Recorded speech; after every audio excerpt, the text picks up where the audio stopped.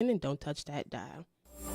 From this moment. Hey, radio listeners, this is Michelle Hyatt. And this is Karim Hyatt, host of Marriage in a Minute. Tune in every Saturday at 3:30 p.m. right here on Omega Radio Broadcasting Network for encouraging words on marriage.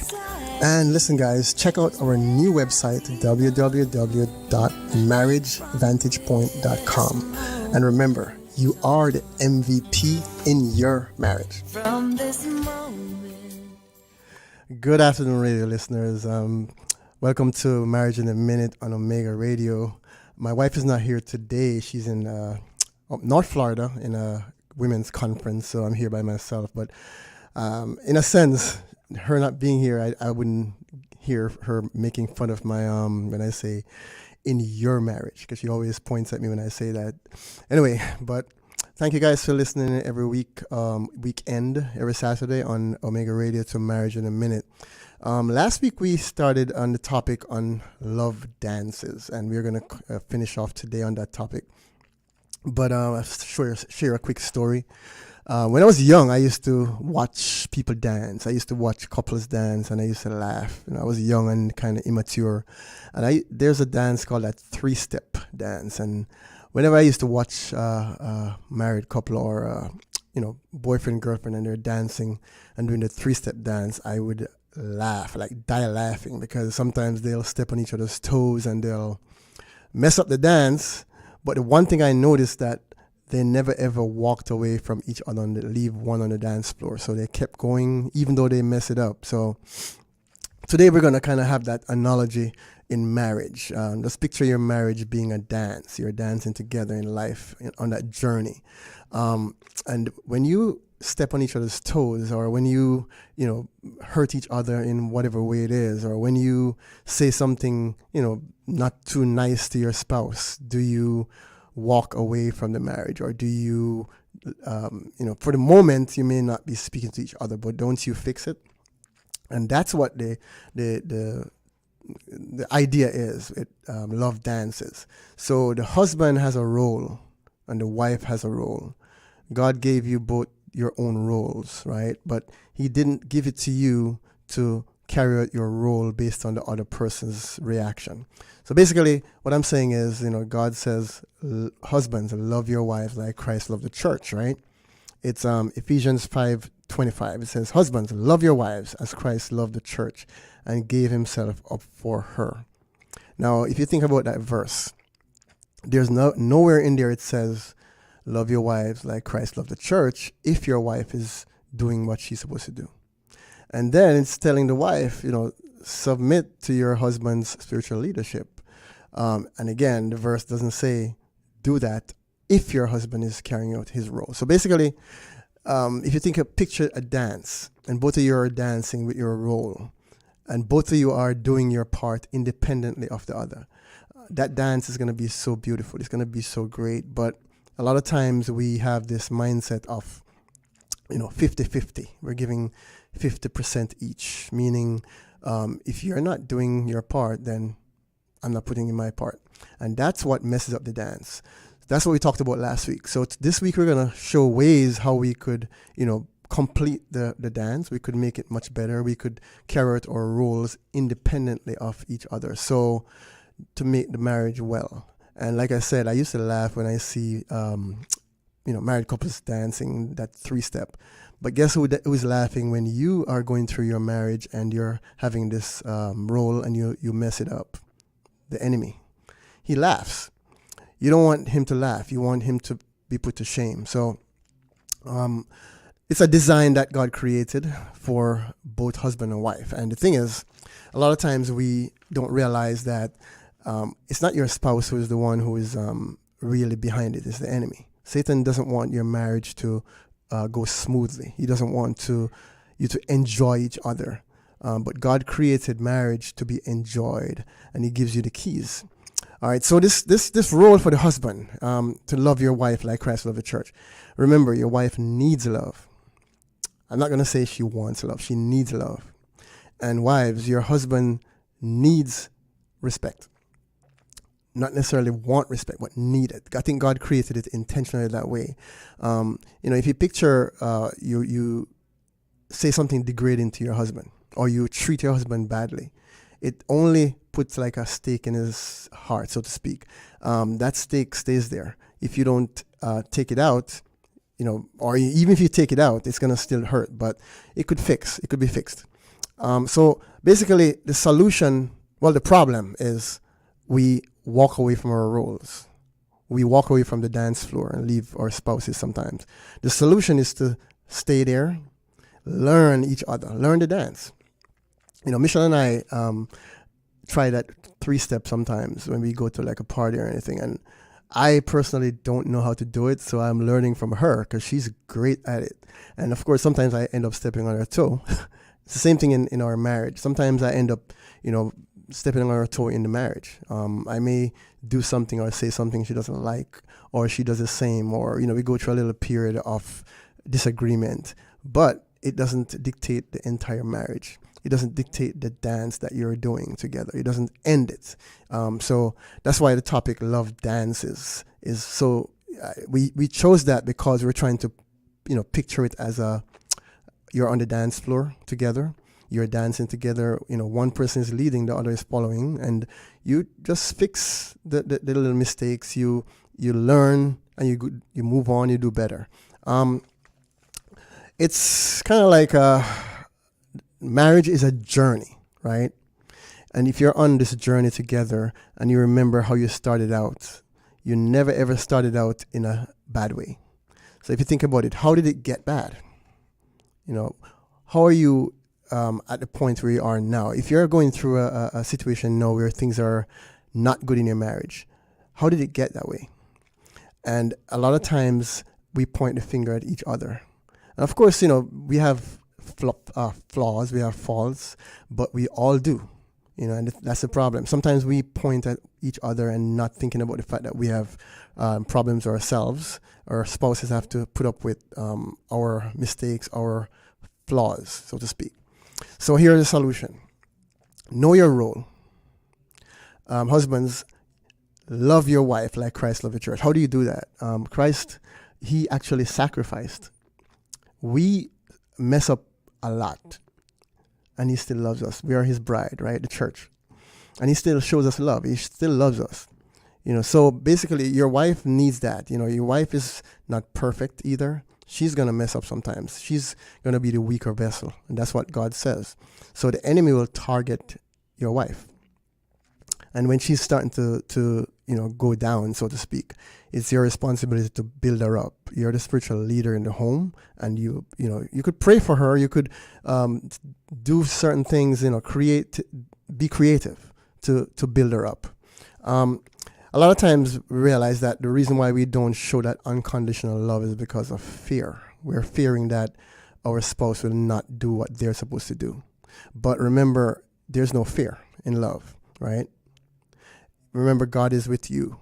So you don't have to fear giving out your part. You don't have to fear showing love unconditionally. You don't have to fear that if you show love, then you're not going to get respect. You could still do your part because you know who is behind you. God is with you, right? Studying your wife, knowing the triggers, knowing what makes her move, so to speak. And, ask God for wisdom. I remember, again, I used to have to ask the Lord, I said, what can I do to make my marriage better? What can I do personally? And, the Lord would give me a verse, or he would send somebody my way to give me advice, according to his word. So he's right there with you, but sometimes we don't reach out to him because he's the one who created marriage. All right. So it's a dance, love and respect, and you're dancing together to carry out your role. Another issue with us as husbands that we have to be careful of is God calls us to be spiritual leaders, right? And a lot of times we don't keep it as how God says it should be. We end up thinking of it as rulership instead of leadership. And there's a big difference. A lot of times we cross over into this thing where we're thinking then if God says that our wives are supposed to submit to us, then that means that we're rulers. We rule them. No, they're not doormats. They're your partner, so to speak, because they have a role too, right? So we can't abuse that leadership position. A lot of times we don't remember that leading is doing it spiritually, So again, Christ did that for us, and he did it out of love. He did it lovingly. That's what's going to change that dance tune. All right, and that's the husbands. For wives, it's the same situation. You remember that you're supposed to be your husband's partner. You're supposed to be your husband's cheerleader, so to speak. And your husband needs respect. He needs it. He craves it, actually. So he's supposed to be leading you, but if a time comes when he messes up in the leadership position, don't point the finger. Don't, jab him in the stomach, so to speak, pointing him out. Pray for him. Encourage him. Be his encourager, because he needs you. He needs your respect. He needs your input. He needs your, He needs your time together with him as a partner. And again, a lot of times when we hear the word submission, we scream fear. And of course, sometimes the husbands may cause that because they abuse their role. And then the wife is afraid to submit, or she's afraid to. But remember, God did not say submit just like that. He said submit as unto Christ. And what does that mean? It means that you're doing it out of obedience to Christ. And what happens when you obey Christ? You're blessed. So if you think about it that way, you have a relationship with Christ, your own relationship with Christ, and you do the things that God tells you to do. You're not going to lose. You're going to gain. So don't be afraid to submit to your husband. Not submitting to the wrong. If he's telling you to do something wrong against God's word, you cannot submit to that. But if he's leading you spiritually, if he's leading you towards the Lord, you have to submit to that spiritual leadership for the marriage to work. So if both people are doing their part, it works beautifully. I'm going to read a little excerpt. It says, the Family Manifesto on Marriage. We believe that God created marriage for the purpose of couples glorifying God as one flesh, parenting godly children, and enjoying sexual pleasure as iron sharpens iron. And that's Proverbs 27, verse 17. We believe that God uses marriage to sharpen a man and a woman and mold them into the image of Jesus Christ. Just as the Trinity reflects the equal worth of Father, Son, and Spirit with differing roles, we believe that God created a man and a woman with equal worth, but with differing roles and responsibilities in marriage. And I love that part that says equal worth. And that's the key. So your worth is not more important than your spouse's. You're both equally yoked. You have both equal worth. The difference is that you have different roles, but it doesn't mean that one is below the other. So when love dances, it dances together. It dances in unison. Both people are doing their parts independently of the other, but you come together as one flesh. And that's what Michelle and I had to learn over the years, that we are not because I'm the husband, I rule Michelle. I lead her. And not because she's the wife, she disrespects. She respects my leadership. And of course, sometimes we step on each other's toes and it goes off course, but we come right back to that dance. So this is our encouragement. If you're out there right now and you're in marriage and you're going through a rough time, you feel like your spouse is not doing what they're supposed to do what you're called to do, and pray for your spouse. Allow God to work in and through them, because remember that we are flesh. We're supposed to live in the spirit, but it's hard to kill the flesh, but it can be killed.